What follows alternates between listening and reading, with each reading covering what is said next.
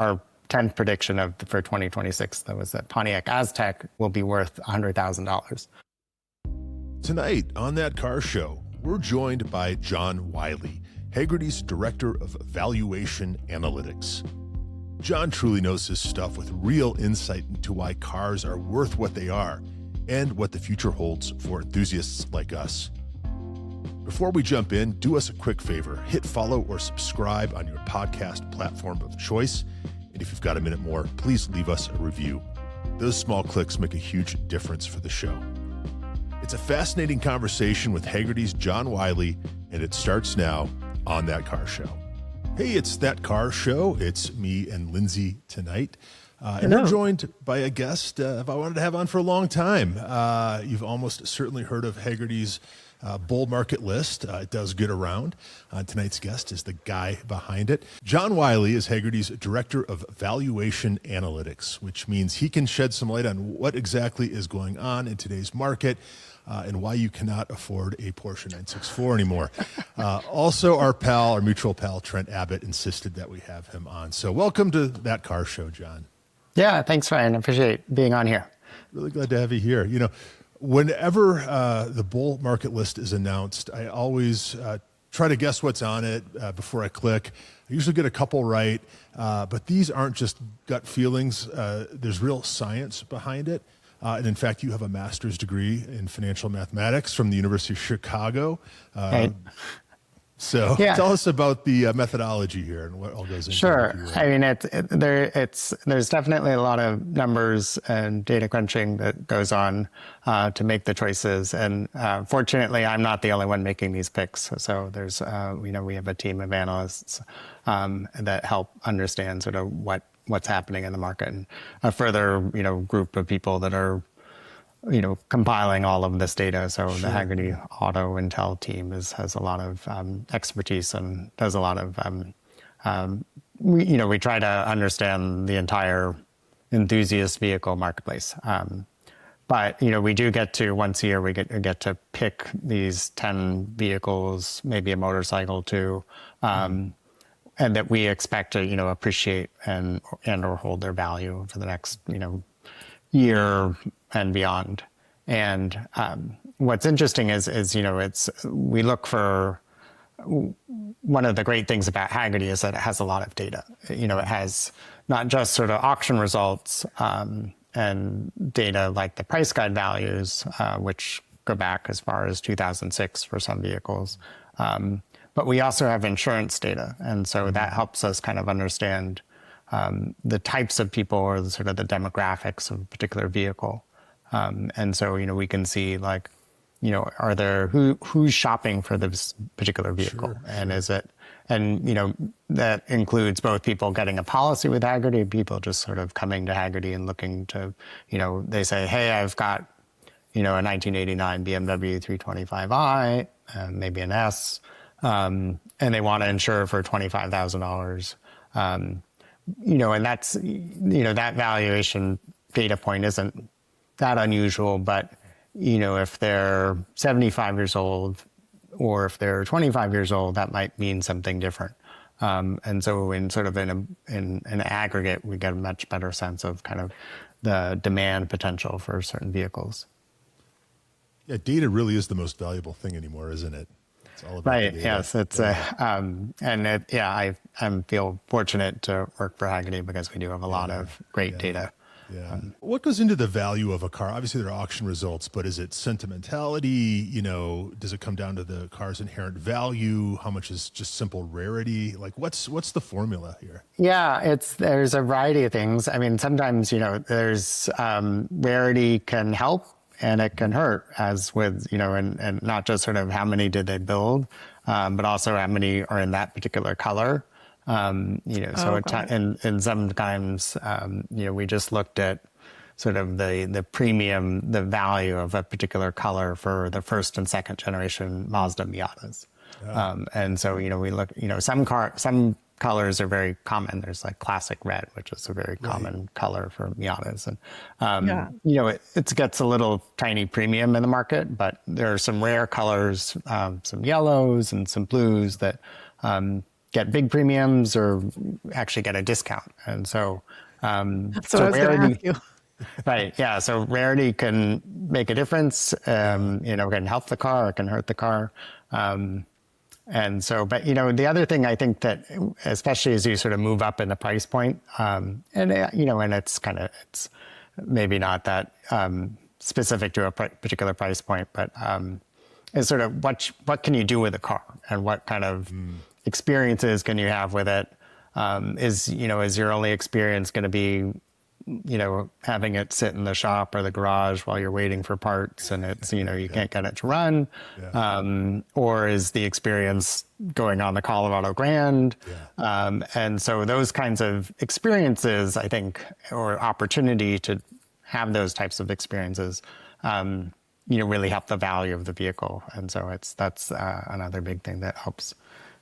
Yeah. That's really interesting that you incorporate use case and sort of like applicability to like different scenarios in the valuation of the car. Like that's fascinating. Yeah, I mean it's not and sort of a big, for a 1965 Ford Mustang. That's less of a thing, other than just that you can get parts for it and you can drive it and modify it, and whereas for more valuable vehicles, it's more of an explicit kind of or obvious difference. And certainly, I think one of the traditional value differentiators is for certain events like the London to Brighton run, where it's cars built before 1905.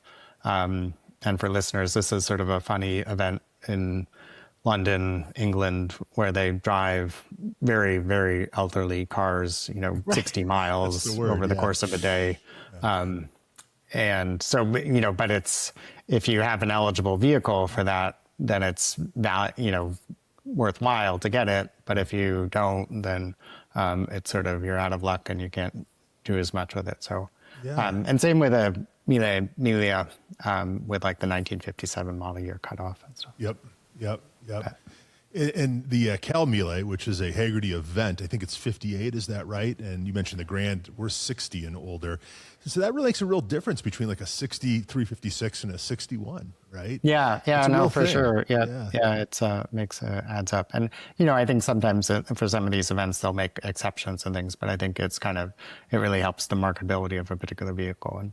And these types of events sort of come and go in terms of popularity, but it's and so if you have a vehicle that's not eligible for an event, but it's, you'd like to do some drive, you can start organizing a tour. I think there was something like the Shelby GT350, the 1965 cars, like there's a tour for those now, and that's become more popular or something. Right. Yeah, I think that's is it the Drew Serb event that they do in Northern California? Possibly. I know, or I should say, I know he does one as well. I don't know if that's the one that you're talking about.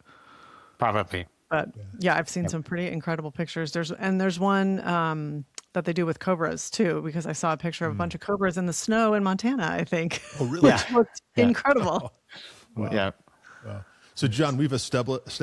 Say this again. I'm off tonight. Sorry, I'm going to try this again. John, we've established. So it's been a long day, like student plays and everything else. It's been a long year already somehow. John, I actually this morning got up early. I endeavored to drive up to the top of Pikes Peak, which you ordinarily wouldn't be able to do in the winter, but it's like 60 degrees here right now. And I made it up about as far as Glen Cove, which is, I don't know, I think it's about 10,500 feet. So, so that's what I got up to do this. So it's been a long day, but anyway, back in it. So that's quite a day. It is. It is. We've established your credentials as far as mathematics and valuation and all this. But what are your car credentials? Like, when did you get into cars? Were you always a car guy?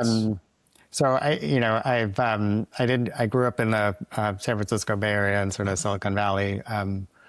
And so, and I think growing up there was, exposed me to a bunch of kind of unusual cars that, there's a variety of stuff. And it being California, there, stuff didn't rust and as much. And so, certainly I think smog pulled some cars off the road and things, but, so it just sort of that curiosity, like, what is that? And, what is that little beige BMW 2002 or something. And so that was, fun to see some of these cars. And, I'd ride my bike around and I'd take pictures of these cars on a film camera. Yeah. Right. And we can all relate to that.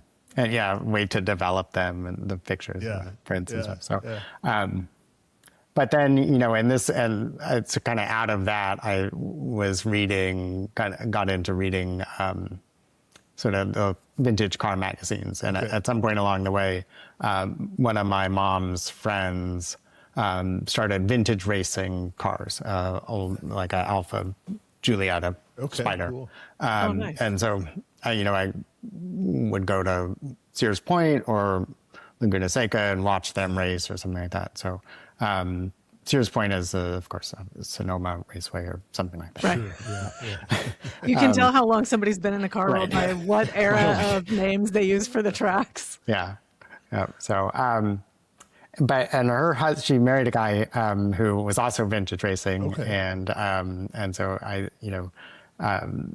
sort of learned from him a bit about, and he restored a bunch of cars and, kind of found out like what's an Austin Healey and how is that different than an Aston Martin and what's a, Jaguar XK120 and things like that. So, so that was kind of like high school, college. And, I went, I didn't go to school in California for college. I went off to the East Coast and then went to Chicago later. And, these are not really car-friendly places. And so, but I did keep going to these car shows, concours events. And I guess one of the other unusual kind of coincidences was that I had some relatives that lived down on the Monterey Peninsula.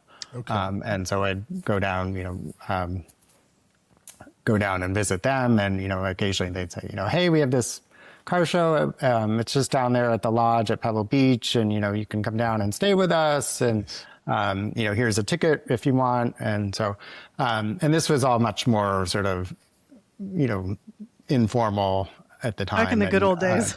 Right. And also, I had no context of like, what is this event? And so, that kind of thing. And so I ended up, kind of getting some awareness of that event and taking pictures of it and things at the cars and stuff. So, but then, so I kept, took kind of a break for a few years, but then started going back to car shows, concours, vintage races and things. And then at some point I started this Flickr page of photos. And so again, that dates me. I think it's, I started it in about 2008 or so. That tracks. I think that was kind of Flickr's heyday. Right. People still use it. I know. So, hasn't flickered out yet, huh? Yeah. I worry when it changes hands or something like that. Somebody buys it or something. Yeah. So I started putting pictures on there, and I've kept doing it, and I'd kind of tag the photos and describe it, and what chassis number is this car, and do I have other photos of it, things like that. So I've tried to be pretty organized about the photos, and so I am now up to like 28,000 photos on there, and and sort of like I saw this car at 12 years ago at Lime Rock Park, and then I saw it again and it's a different color and it's at Pebble Beach or something like that. And so that kind of thing has been helpful. And so anyway, at one point I kind of as I had a career track after college and studying computer science. I got into the financial world and was working as an analyst there, and kind of went through a couple different sort of in parts of that financial world with equities and then derivatives, fixed income derivatives and things, and then moved into a data science role. But sort of this combination of like I have this career, but then I'm also spending a bunch of time in going to these car events, and it seems like it's kind of this worthless hobby, and maybe I should just figure out something else to do because it's not really that worthwhile or productive. But fortunately, I found out about this opportunity at Hagerty, where they wanted somebody who could talk about sort of the market and understand values, but also knew about the cars.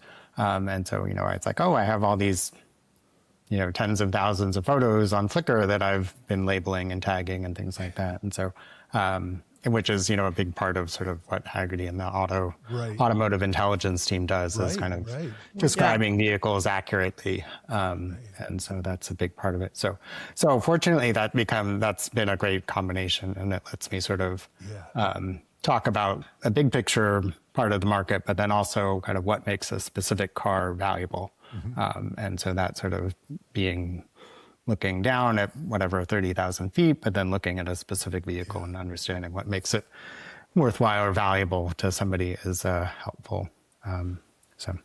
Well, can we go down the list for 2026? This was recently released. Sure. Yeah.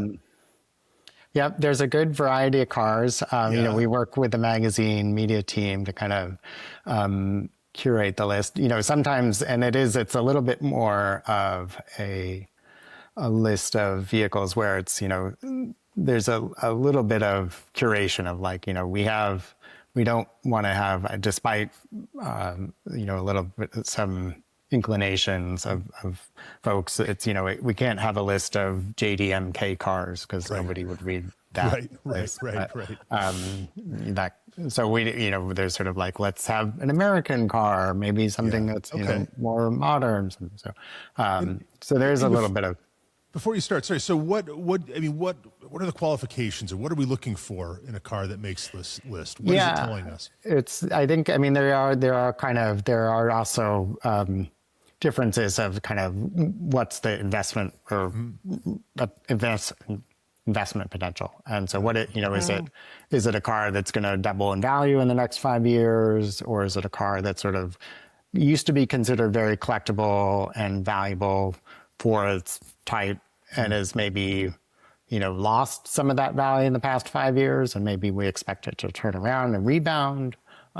So there are sort of there, or maybe the car is already valuable and we expect it to become even more valuable. Sure.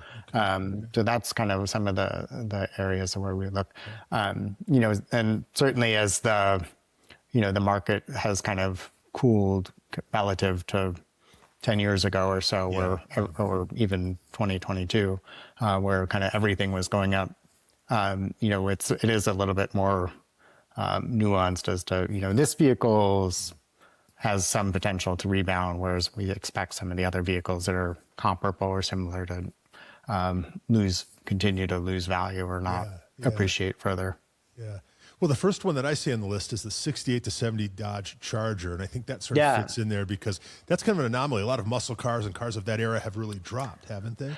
Yeah, I mean, and there's, it's yes and no. I think one thing that's happened in the muscle car market is that some of the really valuable ones are still valuable, or mostly. But it's not every muscle car that's valuable. And not across the board. And one of the surprising things to me, and this is some more sort of this Hagerty data and the demographics really help, is the demand for muscle cars is cross-generational. It doesn't matter. There's kind of this perception that it's people collect what they liked when they got their driver's license, and that's and I think that used to be really true, especially when the car that was new in the showroom when you got your driver's license was something cool, and whatever it might be, 1961 Jaguar E-Type or something like that. But if you got your driver's license in 1981. Or 1991, maybe, there wasn't as many sort of fun things to aspire to own. And I think also as more and more cars have been restored and, and seen, you can see more stuff. So there's much more sort of interest from younger generations in more vintage cars. And I think people realize. That's fantastic. And I mean, especially with sort of vintage, pony cars, muscle cars, pickup trucks, you can modify these cars, they're reasonably affordable. And there's a lot of sort of, they're available, you can get parts and things like that. So, Right. Well, and that's really encouraging because I know like I'm around a lot of the like 60s muscle car crowd. And one of the concerns like over the last few years for sure has been, are the next generations interested in these, or are we kind of, and again, this is the people where these cars were new when they were in high school. Yeah. Or like, are we the last generation or is this going to carry on? So it's nice to hear that is like you are seeing interest from younger generations too. Yeah, and and you can look further back at like the Ford Model A, and there's still interest in those. And and it no, it may not be a stock Model A, but it's people are still coming to Hagerty looking to insure one, and so it's remains a popular vehicle.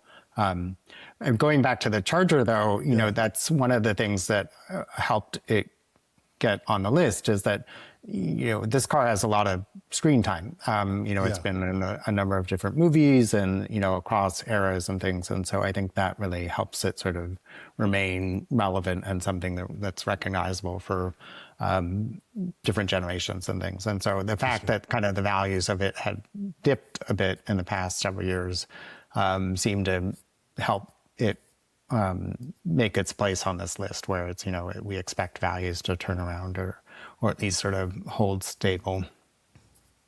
Do you see, when you have something like that where the value has dipped, do you see people, like that makes it more accessible to a wider group of people? Does that help? Do you see that? Like, how does that play? Yeah, we'll look for sort of, from our price guide values and those trends, we'll look for, vehicles, people, the downward trend, and then we'll look for a signal of like potential of demand and people coming to Hagerty and saying like, quoting vehicles. And the other thing that we'll look at in a more sort of nuanced way is that, what are the values that people are either buying the cars for and putting them on policy or just sort of quoting. And so is that, are they lower than what the price guide values say, which isn't helpful for the market. But, if they're higher and it says that, somebody that's in their 40s, is looking to buy a 68 Charger and they want to spend, whatever, 100,000 on it, that's helpful for the case of that vehicle sort of holding its value over time. Yeah. So you kind of you start to look at the trends of like, are we seeing like the values are going up? People are calling with higher quotes, that kind of thing. Yeah. Yep. Well, fast forwarding a little bit, the 1999 to 2005 Mazda MX-5 Miata. So I think we're talking NC. Yeah. Is that right? No, this is the NB. Okay. Yeah, NB. Yeah, they made the NA for a long time, I guess. Yeah. No, and there's also the Miata folks will tell you that there's no 1998 model year. That's right. So they skip a model year. That's right. And this is the case. This is sort of one of these other types of vehicles that picks for the bull market, which is that yes, there's kind of the one that everybody thinks is very collectible, like the NA Miata. But sometimes the market can get kind of too far out over its skis, and and that becomes very valuable or maybe overvalued, whereas a very close substitute, such as the second generation, the NB Miata, becomes a good deal. And so in this case, we expect that the NB Miata is going to be a good deal, relatively speaking, relative to the NA, or certainly these other cars like the Honda S2000, which has become pretty valuable. Well, it's interesting because the NB, I think, for a long time was kind of the maligned Miata, right? It was, they had got one of the ones. It was, so it's good to see. Although there was the Mazda Speed MB, which I remember was a very competent car, and I'm glad to see that they're kind of coming into their own and being appreciated. They're good. It's a good, I think, helpful pick. So. Well, the next one I have on the list is the 1956 to 1957 Continental Mark II, a car which I know nothing about. So not a Lincoln. It's not. That's right. It was its own thing, right? Yes. So yeah, I mean, and again, this is a little bit of like a I don't know, potentially like a value play where it's like you get a lot of car for your money. Literally a lot of car. Yes, a lot of. I mean, there's certainly like it's a lot of steel and iron and chrome and glass and so on and so forth. But there's also, it was a very well engineered car for the time, especially for an American car. It has a lot of sort of style. It's relatively distinctive for that era of 1950s American luxury cars. So, in this case, it's kind of a call out of like people maybe have forgotten about this car and, values have maybe dipped a bit. And so we're just sort of like and we're seeing potentially some signs that there are some people that are, seeking this car out, and it's worth potentially further investigation. So. Right. Like not everyone has forgotten that they exist. Right, And maybe the rest of you should take notice. Yeah. Well, so when you go through to put the list together, like you said, you're looking at, we don't want to end up with all of one kind of car. Yeah. Does the variety that you try to include change every year, or do you we always try to include one of these and always one of these? Like, how does that work? Yeah, there's sort of a guidance and an effort to balance the list. And so I don't think we necessarily, there's a Hagerty UK team and they produce a bull market list as well. Right. And they have defined sort of groups of vehicles. And so there's like a hot hatch and there's a sort of a classic roadster, something of that nature. And so, whereas we don't have quite as well defined categories, but we do try to have a kind of a balance of something that's a little more vintage and, it's not all 80s and 90s cars or something. Yeah. Right. Yeah. That Continental, I do remember it being a really beautiful thing, and things were made of metal, right? Like it was. I don't know. None of this plastic nonsense. Well, yeah. I mean, it was designed to be like a world beater, if I recall, right? I mean, price was no object, kind of a Rolls Royce, competitor, maybe in a way. Yep. I think they had to. Some trivia on the hood ornament is that they had to get some defense contractor to make it because it's so precise and the sharp edges that it has and things like that. How cool is that? It's all well before pedestrian safety regulations. What? Yeah, right. And rarity. I mean, there can't be many of them, right? So that factors into and it. certainly not surviving. Yeah, precursor to the concerns about the Cybertruck and its corners. We give you the Continental hood ornament. Yeah. That is one thing too that we find in particular with the Miata and some of it's the NA and also the NB, but because they were raced so much and sort of used up, especially compared to a Corvette ZR1, a C4, C5 or something, Z06.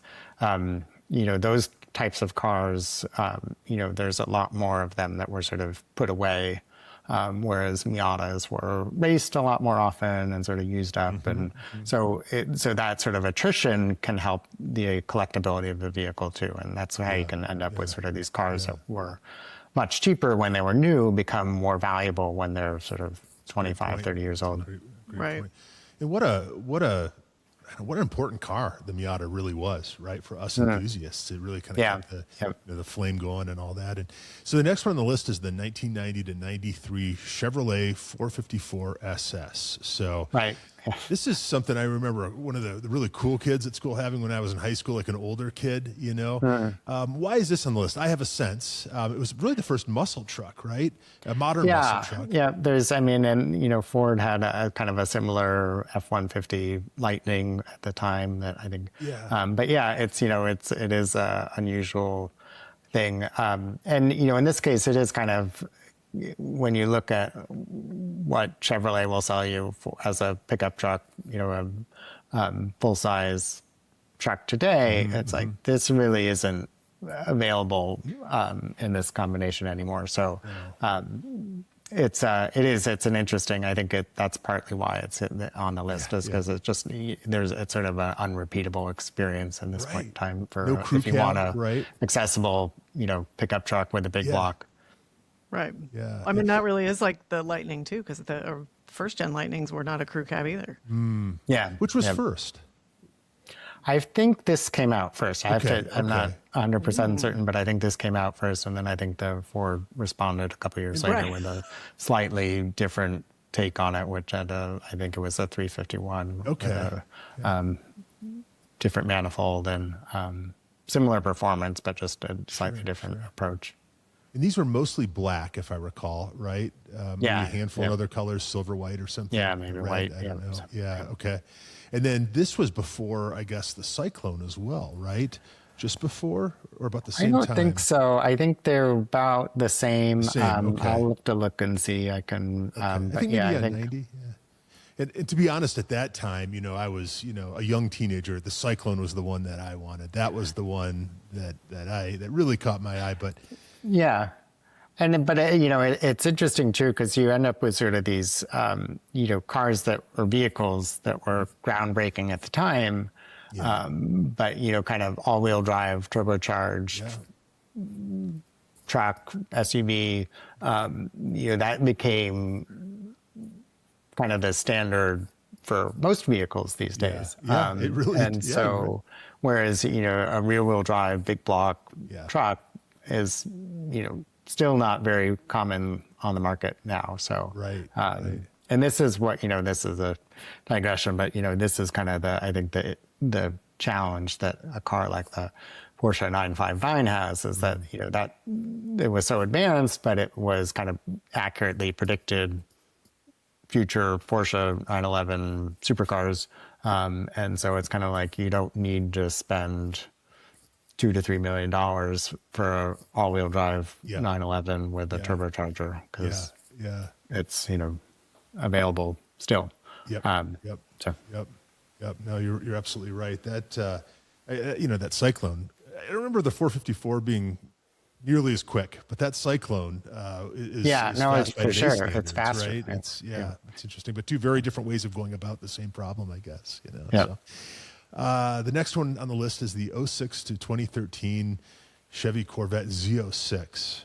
And this is a car I think that's finally getting its due, right? You could pick one up pretty cheaply there for a long time, and but and again, it's kind of like I think certainly as the C8 has gone mid-engine, and that's now like forced induction, you have this sort of unusual drivetrain combination, which is 7-liter rear-wheel drive, front-engine car, manual transmission, naturally aspirated. So it's you kind of end up with these cars where it's no, they're not necessarily cheap, but it's also sort of something that it's not something you can find easily in the market. And so that's partly why it's on this list.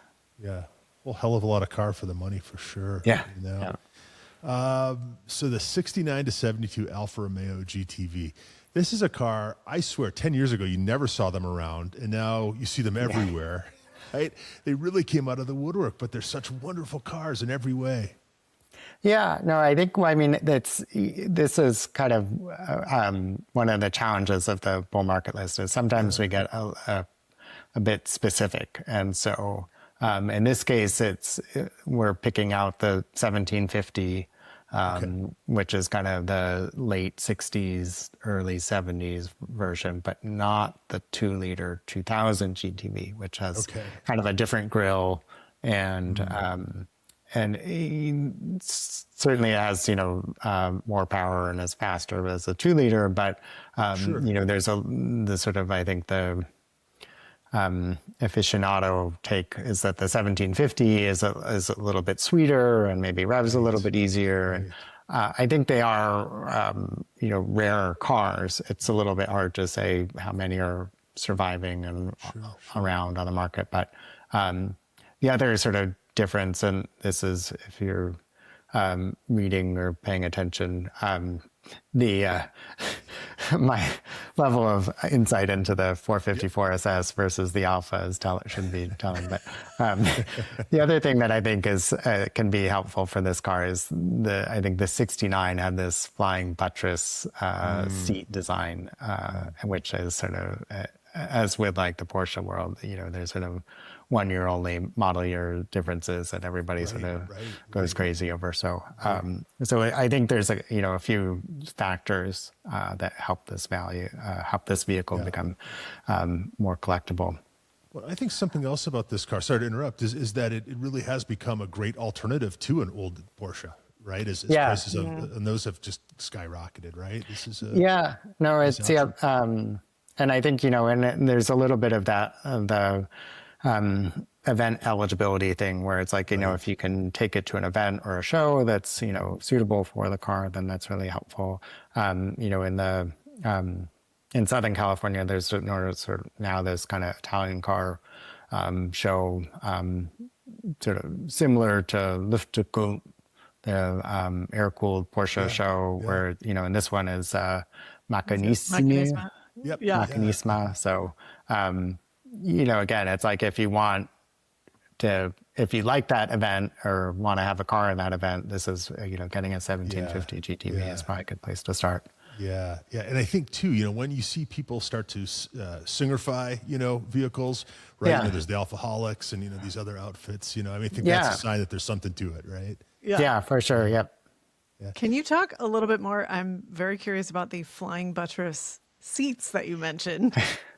I think it's it's a little bit like a bucket seat. It's and I'm not certain, but I'm assuming that they're inspired by a Zagato seat design, which is that you basically have a seat, and then Zagato, which has just a kind of a tubular steel frame, with some padding and some vinyl or leather or something or cloth covering. But Zagato would have seats where they'd kind of weld this little diagonal that went from the 3/4 up the seat back to the front of the seat, and then there'd be like a little pad on the side. So it was very much just like a kind of improvised steel frame bucket seat. And so I think this seat probably is a little bit different take on that, where it's not quite the same steel tubing behind it, but it's a little, and it's sort of curved at the side of each of the seat back, and it kind of just helps you stay in place a little bit better. That's so interesting. Yeah, it's all these nuances, Alphas are good for that, though, aren't they? Right. Yeah. Well, yeah, I mean, and, I think there's a lot of, maybe it's a sign of the collectability of a vehicle is when Corvette people, Porsche, whomever, start getting into the, the specifics of a particular car. Right. Yeah. That car show is brought to you by Sheffield Watches. Sheffield is the storied watchmaking brand that was revived a couple of years back by our good friend Jay Turkbus, and it's seen wild success in both the car and watch enthusiast communities. Sheffield offers a wide selection of watches, many inspired by the iconic designs of its 1960s dive models, most notably the one that Jay's parents gave him in 1970, which ignited his lifelong passion for watches. Sheffield watches are high quality, reasonably priced, and a great value. Sheffield has truly become the car guy and car gal's watch of choice. Order your Sheffield watch at SheffieldWatches.com. Give them a follow on the gram at Sheffield_allsport_watches, and tell them that car show sent you. Yeah. Well, moving on again to a newer car, 2006 to 2010 BMW M5. This, of course, is the 500 horsepower V10. It was the one year they put a V10 in an M5. And I think this is a car where, the ones that are left are the good ones, right? Like they got cheap for a while, young people had them, burned them up, crashed them, whatever. And so the ones that are left are really the good ones. It was a very different character, right, than I think the M5s before and the M5s after. And also the styling was really divisive. Yeah, the Bangle era. Yeah, this is the funny sharp-eyed one headlight car. I mean, and this similar to some of the other cars on the list, including the Corvette C606. This is an unusual sort of relatively large displacement, naturally aspirated engine with 500 horsepower. I think there's 3 cars on the list with 500 horsepower. But wow. Okay. But yeah, I mean, it's and there's a little bit of element of substitution where I think a lot of people like the predecessor M5, which is the E39 with a 5-liter V8 or 4.9-liter V8 that's has the manual transmission and is sort of more traditional styling. Right. But it's so you end up with this kind of dynamic where it's like, yes, that car is collectible and valuable, but like this is also an interesting car and maybe is undervalued. Yeah. And Ryan, as you've pointed out, a lot of these got used up or broke, and people couldn't afford to fix them for a variety of reasons. But the other thing that's interesting too with this is that we've seen a lot of, I think about 10% of the cars sold new in the U.S. have since been exported. So that's sort of, it's not just that, they've been crashed or, not maintained or something like that, but they're not here anymore. Interesting. And so do that's you know where unusual. they went? Yeah, good question. Probably back to Europe, but potentially other places too. So, and it's not, and it could be that they just have potentially in Europe, they have better appreciation for the car and the performance. So, and there's certainly like the manual transmission cars that were available here in the U.S. or get a premium. I think it's potentially like 50% more. But part of it is I think that the 7-speed SMG sequential manual gearbox, sort of automated single clutch transmission is like, yes, there are some issues with it, but also some of those issues are getting sorted out. So I think that helps the car kind of become a little bit more collectible. And John, people are now sentimental for those first generation, you got SMG type transmissions like the Murcielago, and it's like it's funny how things come around. I will, and this is again sort of the fun thing of working for Hagerty with the data that we have available is that there's a peculiar phenomenon that is in the market, which is that Ferraris and Lamborghinis and BMWs, were sold in sort of that 2000s era, 2010s era with these single clutch automated manual transmission cars. If you convert a E46, so 2000s, early 2000s BMW M3 to a manual transmission car, it tends to, gain in value. People like that transmission in that car better, the manual. If you convert, and BMW built lots of manuals of that car too. If you convert, that's interesting. Like considering how many of those were manual to start. Right. Yeah, but it's some of and a little bit of it is that people didn't drive the SMG cars as much because they didn't like the transmission. Different kind of customer. So it's in the US fewer miles, and they spent, they got it in an unusual color and things. The other thing though of this is that if people convert like a Ferrari F1 transmission to a manual transmission gated shift car, it doesn't tend to help the value of the car. And it's a strange dynamic where I think people really just go after Ferrari collectors really just go after the rarity of the manual transmission car. And they still have the Ferrari factory blessing. Whereas, so it's a strange dynamic of this market where it's like some people and some cars do well and appreciate when you convert them to a manual and other cars don't. So interesting. Do you think that's like, I don't know if you have the data, if this is something that you have visibility into, but do you think it's the usability of cars? I mean, when I think of an E46, I know a lot of those are, like at this point, they're old enough, people are looking at them as track cars.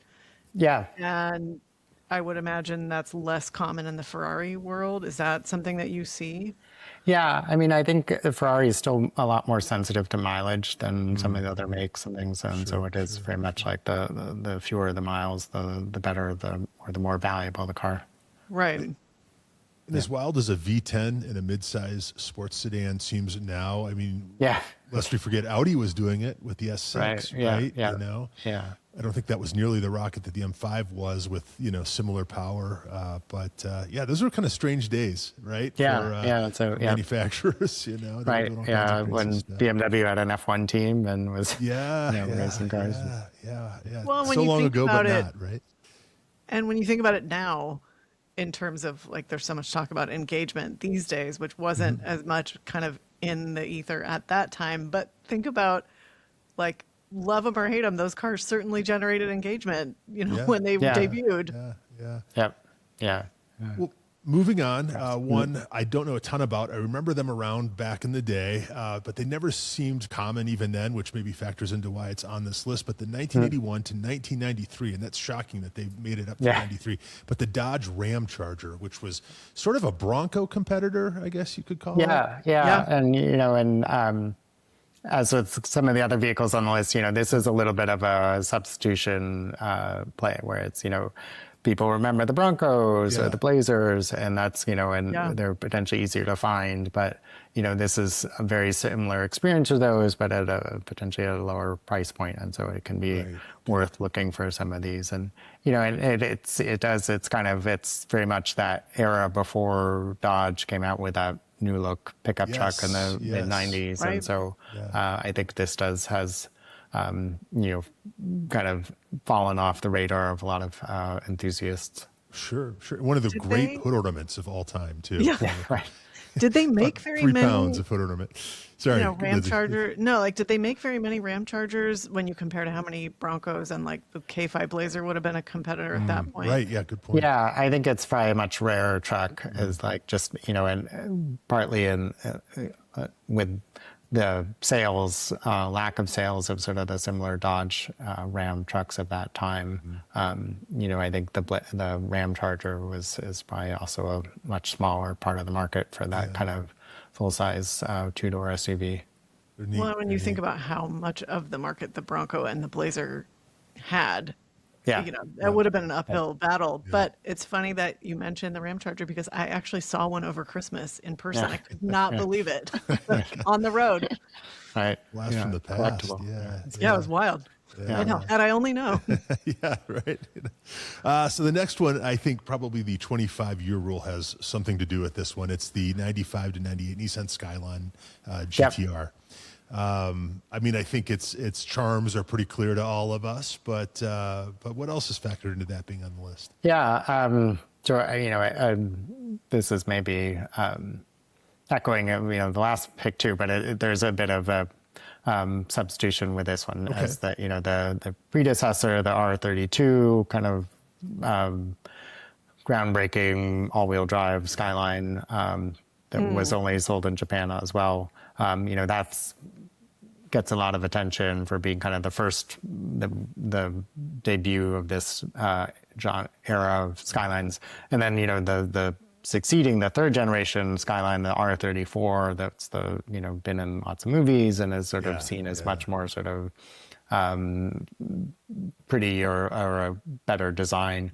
The R33 is kind of this forgotten middle child of that Skyline generation, where it's and so the values kind of reflect that, where it's it's much less common, and the values of it are a lot lower, especially relative to some of the other ones. So it's it's a third of the value of like an R34. Interesting. And we've already seen sort of this pickup of transition of imports of the R34 relative to R33, and so it's kind of like there's potentially already a cap on the R33s, and in the volume number of vehicles available in the country. So that portends well for its appreciation relative to the R34. Was this still the gentleman's agreement era of the 276 horsepower, on paper? Right. But it's amazing how much things have changed, right? How quickly that flew out the window. Wow. But and the other thing too, that with Nissan and that sort of they're gradually doing kind of heritage parts and things, is that they're actually have looked into this and said it is interesting how many Skylines are now in the U.S. and maybe it's something that we should help out with, or get make more parts, reintroduce parts for these cars and things. And so that is something that we've seen, is that they're now gradually starting to reintroduce parts for the Skyline, which I think will help their usability. Well, I mean, Nissan has such a performance heritage, and it always bothered me for so long, how they didn't tap into it. It's good to see them doing that again, Two more cars on the list, the 95 to 98 Volkswagen Golf GTI VR6. Again, this is one as a young person I would have killed for, and now I think in retrospect, we realize how special they were, right? Yeah, and as with like the Miata or so, this is a car of attrition where there are not many of them around anymore. Certainly not that are in nice condition, because it was such a popular high school car. Yeah, and I think we know how high schoolers treat their cars, but it's it is, yeah. So it's, and this is an interesting car too, because it's the VR6, which is much more sort of has a lot better performance than the sort of 1.8 and the 4 cylinders. So it's an interesting kind of difference. And, and again, this is, as Volkswagen has kind of moved away from the GTI is, I think, maybe is no longer available in this country, and certainly, or at least the manual options gone away and things, and so it's much more of an e-Golf or a Golf R or something. So finding something that's like a VR6 with a manual transmission and naturally aspirated is a pretty desirable option. Yep, for sure. And the last car on the list is a car I think we can all get behind wholeheartedly.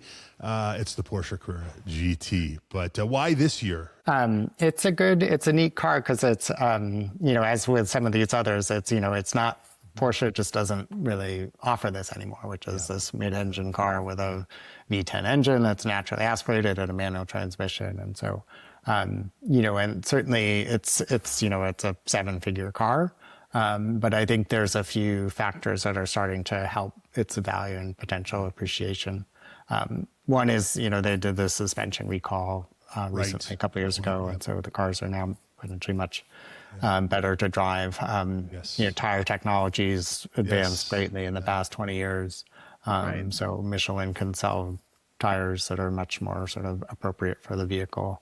And then kind of at the high end of the market, there is kind of this better understanding of, yes, most of them are GT silver or seal gray or something, or, but there are, I think that's, let me see, I think there's something like 57 paint to sample cars.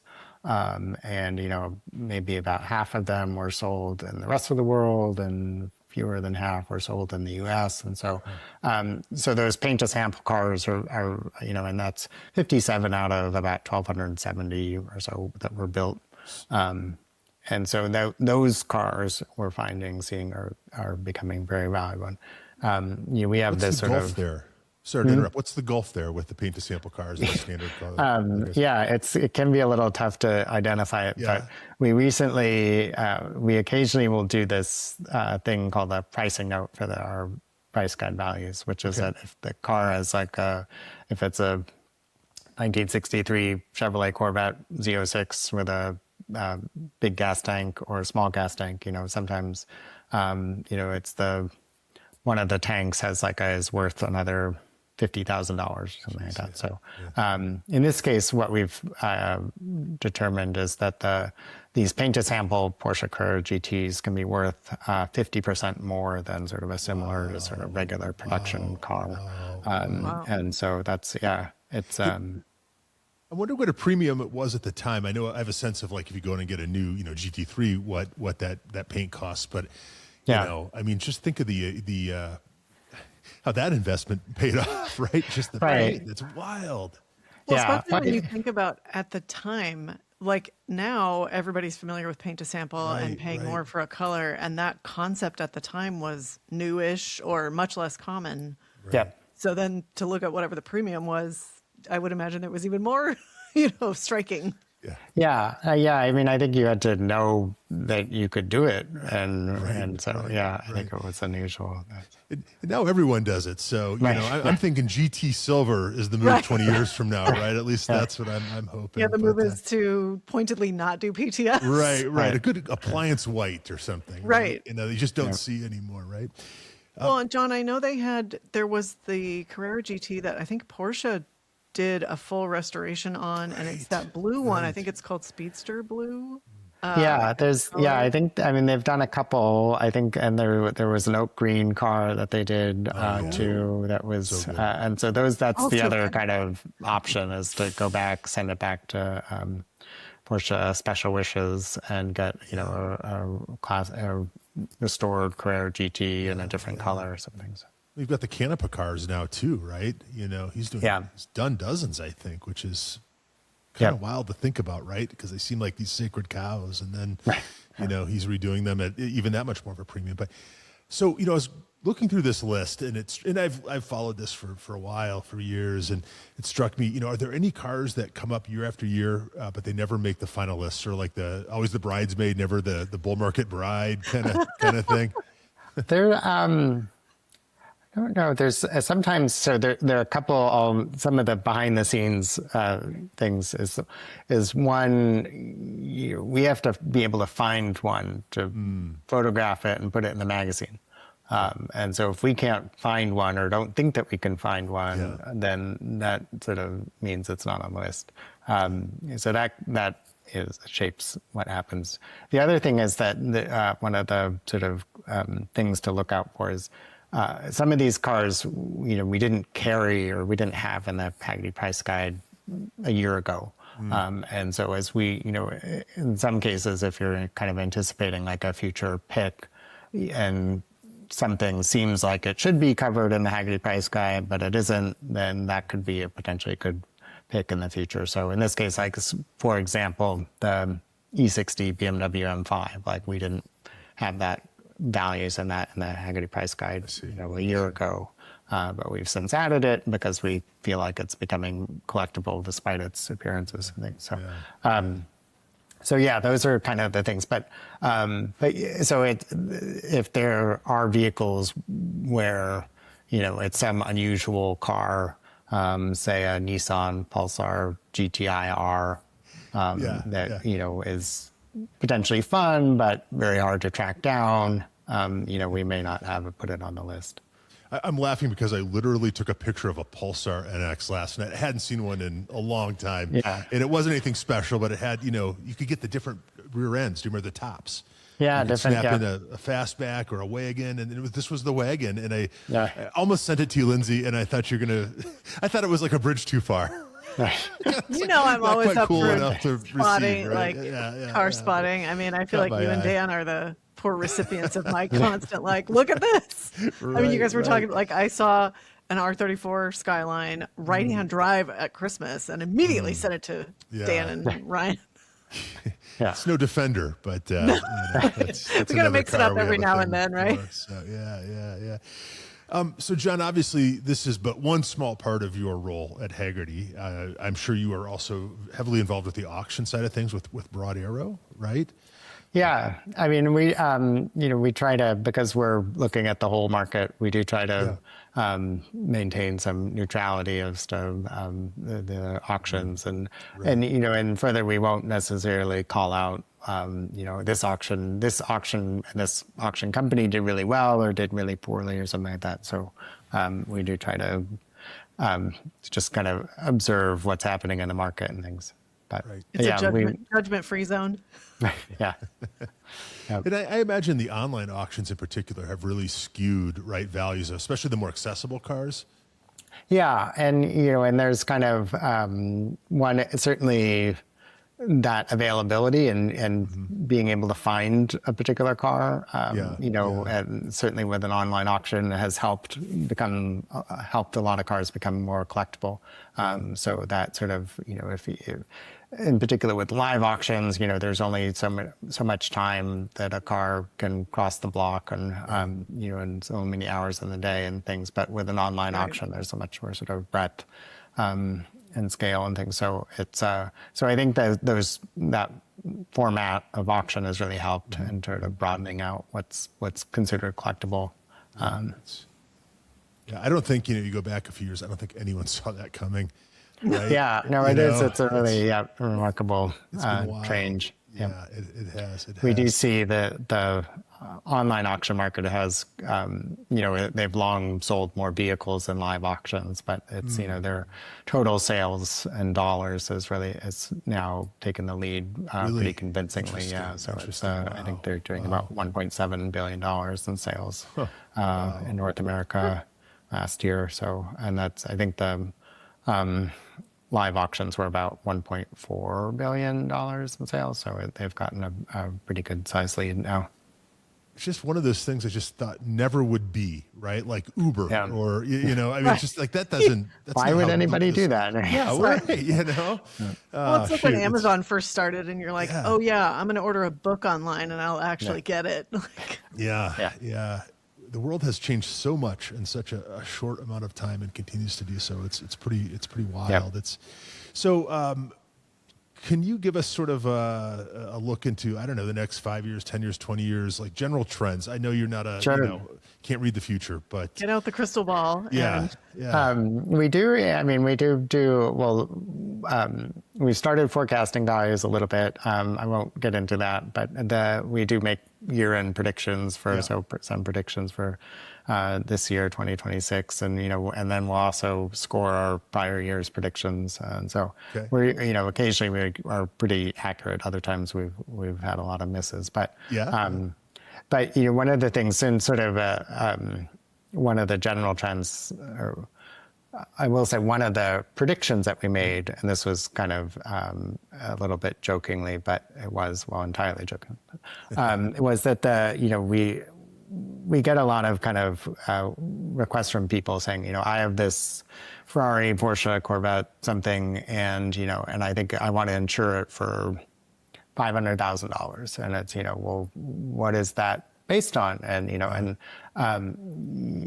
it turns out oftentimes that we're getting these requests where it's some AI chatbot that sort of pulls in data and says, based on this listing price of this car, it's now, we think this, with this mileage and in this color, we think it's, worth $500,000. And so we tend to push back on that. So one of our predictions on that was, and this is because oftentimes asking prices are not what's actually the price that's paid.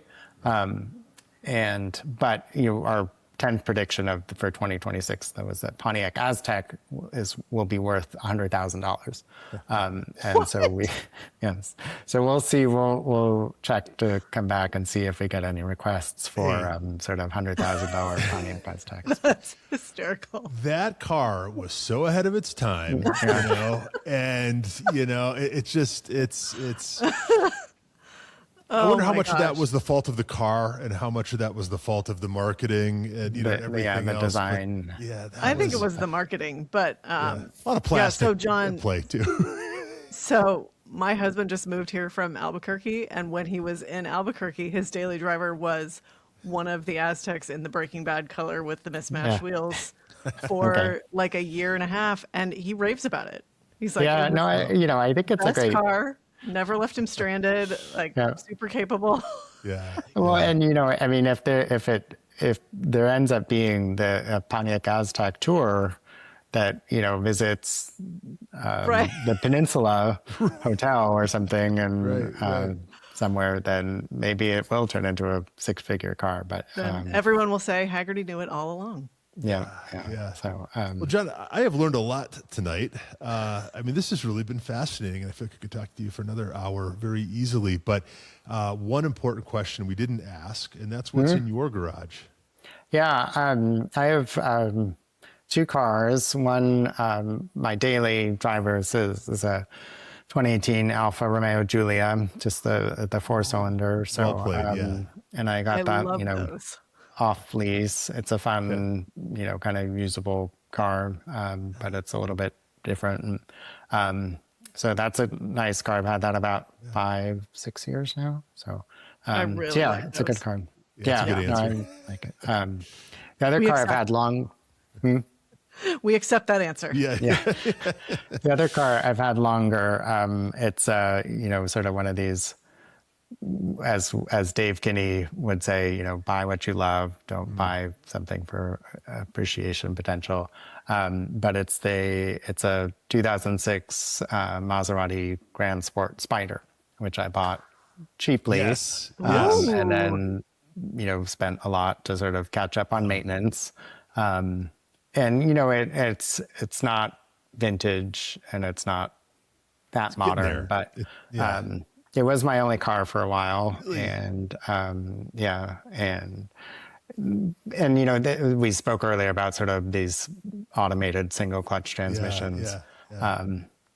I think in this car, it's the right transmission. And obviously I'm biased because I have one. Yeah. But, it's not, I don't think people need to be using the clutch pedal, sort of the whatever the original design brief was. It wasn't the, full track driving engagement kind of thing. So I think it suits the car. I don't feel like it's not perfect, but I think it works pretty well. So I almost bought a coupe back in the day. Yeah. I came they're very great close. deals. Yeah, they're neat. I mean, you've got is it the 360 or the 430 engine up front? It's based on the 430 engine. Okay, And so when it came out, it was available before the 430 had it. Right. It is the 4.2 format. It's dry sump, it has a 4-cam, 390 horsepower, 400 horsepower V8. So I think it's a lot of car for the money. Absolutely. But that is an enthusiast garage, John. It really is. That's I love that. Pretty great lineup. Yeah. Yeah, I love that two-car solution. Yeah, that's right. Yeah. I'd like to get something more vintage at some point, but I need to find space for it. So. Yeah. And I feel like those spiders and those coupes, they're coming up too, aren't they? People are finally kind of catching up. I don't know. A little bit. Let's make it so, right? And it's kind of, as with a lot of things, it's kind of the liquidity of the market helps it. And so I think as more of them appear on the market and there's bought and sold, then there's sort of, and this is actually, speaking of, this is that era Maserati Coupe Spider, we don't cover in the Hagerty price guide yet. So it's not really something that we have. We don't see the demand to have it in the guide, and we also don't really have the transaction data yet to cover it. So. Sure. Okay, right on.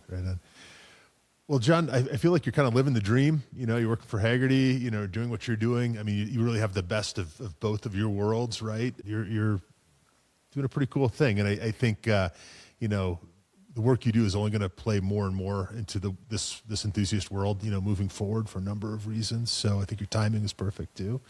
Lindsay, is there anything else? Okay. So my question is, what has been the most surprising thing that you have either experienced or that you've seen in the trends as you're putting the list together, or like what's something that people assume about valuations that is like totally incorrect?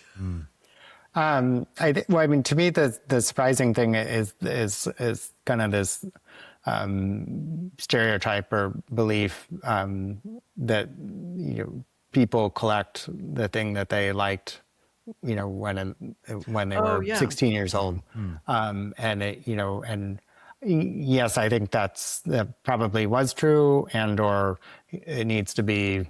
There needs to be a sort of a follow-up, which is that, it doesn't need to have been the car that was for sale new when they were 16 years old. It could be the car that was, and this is the follow-up podcast or something. But one of the things with the Miata, the NA Miata, which is the 1990 to 1997 built car, that is the most commonly quoted vehicle of Gen Z. And Gen Z, the oldest Gen Zers, as far as Hagerty was concerned, they were born in 1997. So this car was out of production by the time the oldest of those were born. So so that, for me, that's kind of the surprising thing that we see, is that, people like vehicles, but there's less and less of a sort of association of like the new vehicles of their era.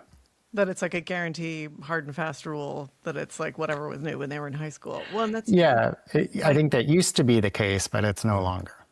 Well, and you talked about looking at, lifestyle and kind of usability and versatility of the car. And like, you Yeah. make a good point with, this is the car, or the people quoting this particular car were born that year. So they obviously weren't aware of it at the time.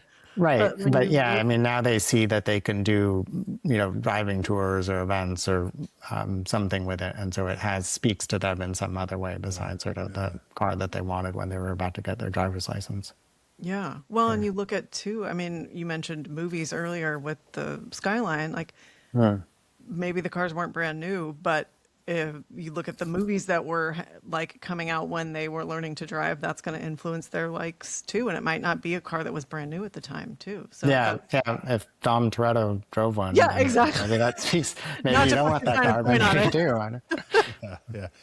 You read We my can't mind. argue with the data. And John Wiley, it's really been a pleasure having you on. So, again, John, you are Hagerty's Director of Valuation Analytics, and it's been a fascinating conversation. Thank you very much. And I would Yeah. love to have you back. I know, we got to have you back. There's got to be a part 2 to this. There's so much more to talk about. It really is. It's fascinating. It really is. And you're obviously a true enthusiast as well, as evidenced by your 2-car solution. Yeah. And it's really been fun. So, Thank John you so much Wiley. for joining us. Lindsay, thank you. Appreciate having me on. Yeah, Really this was appreciate fun. having you on. Yeah. All right. Until next time, John Wiley. And this has been That Car Show. Lindsay? And remember, always be driving, and we'll see you next week.